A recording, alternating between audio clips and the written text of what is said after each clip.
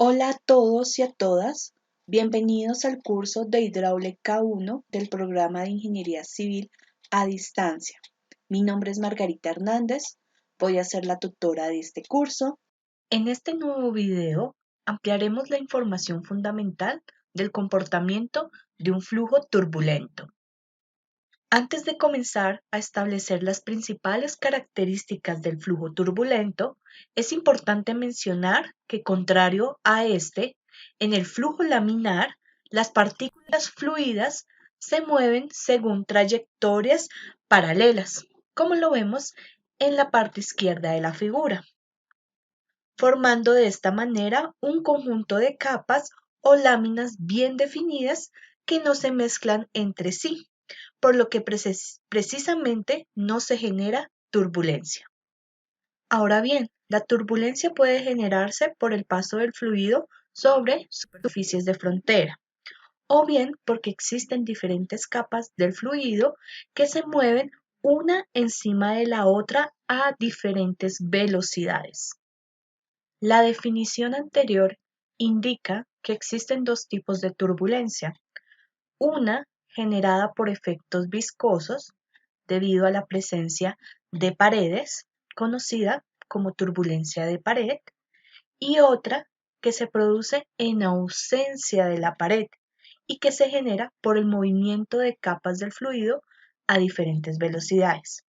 Esta se llama turbulencia libre. Por el principio de adherencia, una partícula de flujo en contacto con la pared del tubo tiene una velocidad nula y existe una capa delgada del fluido adyacente a la pared en la cual la fluctuación de la velocidad no alcanza los mismos valores que en las regiones distantes de la pared. La región donde esto ocurre se llama subcapa límite laminar y se caracteriza por una variación prácticamente lineal de velocidades en la dirección del flujo. A partir de la subcapa límite laminar se desarrolla una pequeña zona de transición y a seguir en las regiones más distantes de la pared se encuentra el núcleo turbulento, que ocupa prácticamente toda el área de la sección transversal de la tubería. A continuación, vamos a mencionar una de las características principales del flujo turbulento. La primera de esta es que el flujo turbulento no cumple con la ley de viscosidad de Newton. La segunda característica es que, por ejemplo, en flujo laminar, las pérdidas de energía son proporcionales a la primera potencia de la velocidad. Y eso lo podemos ver cuando miramos la ecuación de Hagen y Puiseux, la cual, si se acuerdan muy bien, esa ecuación relacionaba, como menciona ahí, la velocidad de manera implícita en el caudal, teniendo en cuenta que por la ecuación de continuidad el caudal es igual a la velocidad por el área. Mientras que en el flujo turbulento las pérdidas de energía son proporcionales a la segunda potencia. ¿Listo? Recordando un poco cómo se define la energía cinemática. ¿Listo? Asimismo, vamos a tener en cuenta la velocidad o las pérdidas de esa energía en flujo turbulento. Una tercera característica que se debe mencionar también es que las partículas fluidas que se mueven siguiendo trayectorias irregulares, es decir, al azar, producen un alto intercambio de cantidad de movimiento entre ellas, lo cual origina mayores pérdidas de energía que en las que se produce en flujo laminar. Como se ha destacado anteriormente, en el flujo turbulento, las partículas fluidas se mueven de forma desordenada en todas las direcciones, por lo cual es imposible conocer la trayectoria de una partícula individualmente. Ante esta situación, se formuló nuevamente cómo sería la tensión cortante en un flujo turbulento, y eso lo podemos expresar mediante esta ecuación. ¿listo? Que es muy similar a la que se definió para flujo laminar, donde este término, que parece una N, es un factor que depende de la densidad del fluido y de las características del movimiento. El primer término, que se encuentra entre paréntesis, μ, representa los efectos debidos a la viscosidad, y el segundo, que es la N, representa o más bien tiene en cuenta los efectos debidos a la turbulencia. Prandtl sugirió que la solución de la ecuación anterior para expresar las tensiones cortantes en un flujo turbulento se puede representar de esta forma. Esta ecuación tuvo inconvenientes a la hora de implementarse, por lo que posteriormente von Karman sugirió la siguiente ecuación que vemos aquí en pantalla. La integración de esta expresión conduce a unas fórmulas o ecuaciones que vamos a ver más adelante. La distribución de velocidades en un tramo de tubería recto seguirá una ley de variación parabólica en el flujo laminar. La velocidad máxima, como ustedes ya saben, tiene lugar en el eje central de la tubería y es igual al doble de la velocidad media. Sin embargo, en el flujo turbulento es totalmente distinto. En los flujos turbulentos resulta ser una distribución de velocidades más uniforme. Ya no es tanto parabólica, sino más bien tiene un comportamiento exponencial o logarítmico, con una amplia variación de velocidades cerca de las paredes de la tubería. Por otro lado, en un flujo laminar, la rugosidad en el ducto no es importante. Aquí, en flujo turbulento, la rugosidad juega un papel muy importante.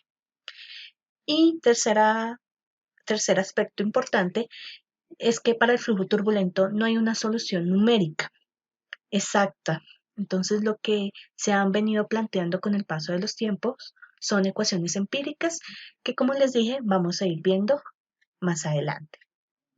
A partir de los datos experimentales de Nikuratsa, se dan a continuación las ecuaciones de los perfiles de velocidades en función de la velocidad en el eje central de la tubería o en función de la velocidad de corte. Una de estas primeras ecuaciones surge a partir de, por supuesto, de la experimentación, en donde define que la velocidad en cualquier punto del perfil de velocidades es igual a la velocidad crítica o velocidad en el eje central de la tubería por la relación de Y sobre R sub 0 elevado a la n potencia. Este valor de Y hace referencia a un punto o a cualquier punto de la tubería con respecto al eje central de la tubería, y R sub 0 hace referencia al radio de esta misma. Y N es un factor que depende del tipo de tubería con la que estemos trabajando. Puede tratarse de una tubería lisa en donde se transporte un flujo con un número de Reynolds aproximadamente igual a 100.000, o puede ser una tubería rugosa en donde se transporten flujos con números de Reynolds entre 100.000 y 400.000. ¿Listo? Por otro lado, ya ecuaciones que no estén en función de la velocidad crítica o velocidad en el eje central, sino que estén en función de la velocidad de corte o de fricción, pueden ser estas que ustedes ven en esta parte de la derecha de la diapositiva. ¿Listo? Entonces aquí ya existen dos ecuaciones exclusivas para tuberías lisas y otra para tuberías rugosas. ¿Qué es importante acá? Que tengan en cuenta que este B asterisco es la velocidad de corte, ¿listo? Que se puede definir a partir de la raíz, que es igual a la raíz de la tensión cortante en la pared de la tubería sobre la densidad del fluido que se está transportando. Esta B minúscula hace referencia a la viscosidad cinemática y este épsilon, este símbolo de épsilon, hace referencia a la rugosidad. ¿Listo? Aquí es muy importante que ustedes tengan en cuenta lo que hemos dicho hasta el momento.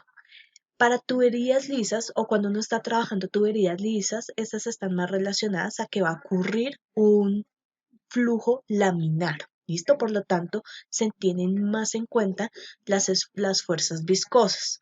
Pero para tuberías rugosas, la que se tiene en cuenta es que como va a ocurrir un flujo turbulento, entonces la rugosidad toma un papel importante acá.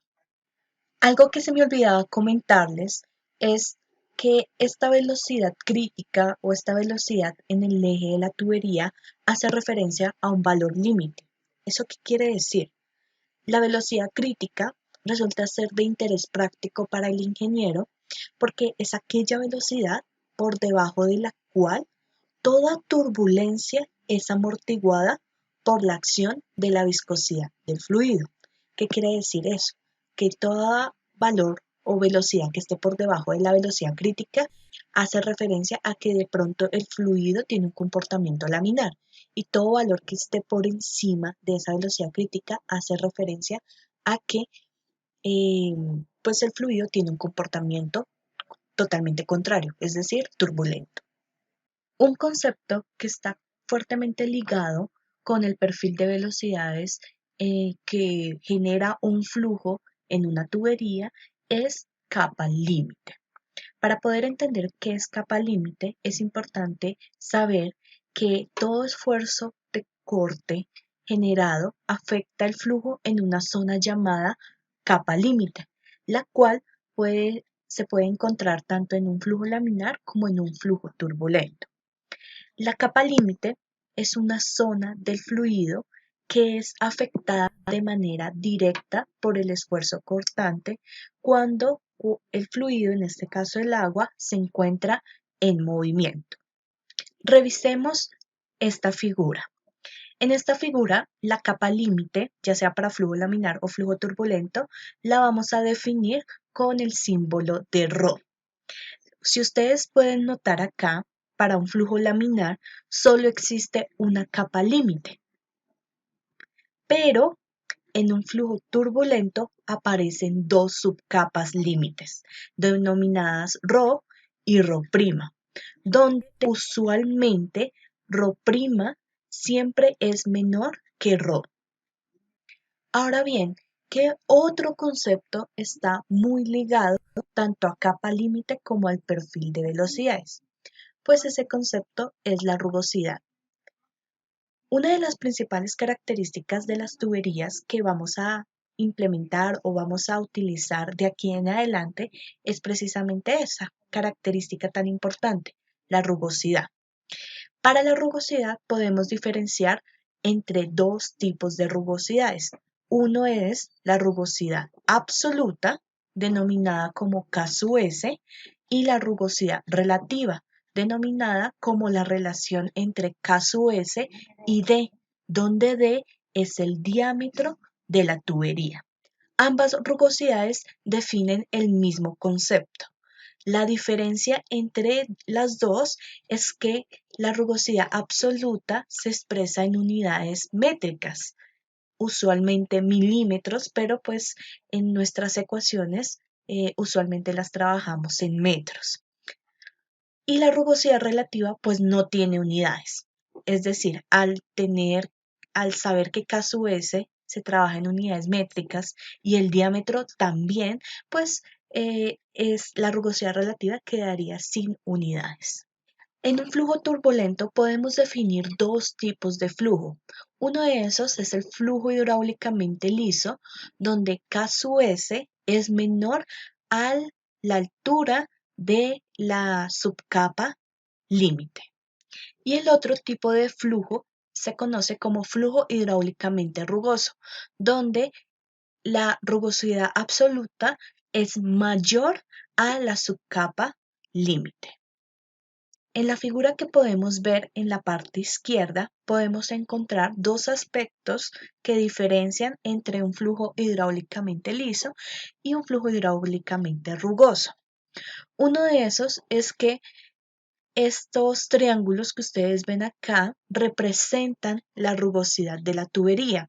Para un flujo hidráulicamente liso, la rugosidad va a ser precisamente menor que el valor de ρ', y acá es totalmente contrario. Adicionalmente, también vemos una diferencia en la distribución de velocidades. La distribución de velocidades obtenida con una tubería donde ocurre un flujo hidráulicamente liso es diferente en la región central de tubos rugosos. Esto se debe a que las condiciones de flujo en las cercanías de la pared dependen de la rugosidad de esta y del espesor de la subcapa laminar. En el perfil de velocidades del flujo turbulento se distinguen tres zonas de comportamiento distinto. Guiándonos por la figura que se presenta en pantalla, vamos a mirar varias cosas. La zona que se describe entre O y A es una capa muy delgada en la que el esfuerzo viscoso predomina en el turbulento y es despreciable. Este corresponde a la subcapa laminar. La zona que se describe entre A y B es inmediatamente la que se encuentra arriba y es de transición, y en ella el esfuerzo viscoso y el turbulento son del mismo orden de magnitud. Lejos de la pared se encuentra la zona entre B y E, en donde se tiene un área netamente turbulenta, donde el esfuerzo viscoso puede ser totalmente despreciado en comparación con el esfuerzo turbulento. Para finalizar este video, me gustaría dejarles a continuación este ejercicio para que ustedes mismos lo desarrollen.